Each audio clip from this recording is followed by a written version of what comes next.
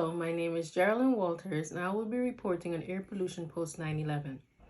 At 8:46 a.m. on September 11, 2001, a Boeing 767 jet flew into the North Tower of the World Trade Center in Lower Manhattan, and 18 minutes later, another plane crashed into the South Tower, killing more than 2,000 people.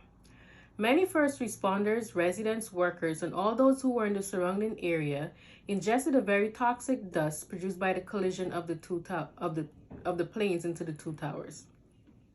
The caustic dust, with a pH of 11, included pollutants like polycyclic aromatic hydrocarbons, cement dust, glass fibers, heavy metals such as lead, mercury, and polyvinyl chloride, dioxins, and smoke. High levels of asbestos were also found near ground zero. Some health effects people are still experiencing post 9/11 are obstructive airway disease such as asthma and chronic bronchitis, gastroesophageal disease, and reactive upper airways dysfunction syndrome. These are termed aerodigestive illnesses. Over time, due to the air pollution, people also experience cardiovascular disease, cancer, obstructive sleep apnea, post-traumatic stress disorder, lung, and kidney disease. Some of these diseases have contributed to the death of many people.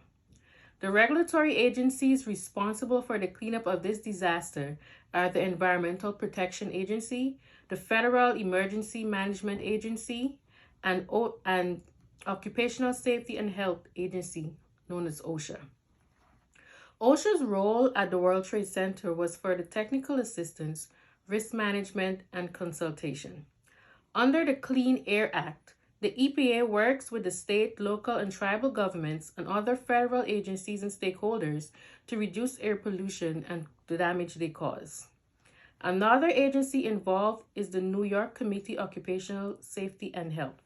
This agency trains and educates workers who engage in hazardous material and emergency response activities such as the tragedies surrounding 9/11. FEMA provided approximately $7.4 billion in aid through their public assistance programs, which provided grants to the state and local governments, which helped them to respond and recover from this disaster. The Government Accountability Office was another organization involved in this disaster. Their role was to primarily monitor the activities of FEMA, how the federal government's approach to disaster differed from FEMA's traditional approach to these kinds of situations, and what implications FEMA's actions may have in future disasters. The Department of Health was also involved. They initiated an emergency response team developed in accordance with public health principles such as epidemiology, incident command system, medical, and environmental response capability. The Department of Health broadcasts faxes to local hospitals, held press conferences on air quality, and prepared information packets for cleanup and reoccupancy of buildings. This Department of Health also worked along with the CDC to staff 15 centers for the epidemic intelligence officers assigned to the hospitals.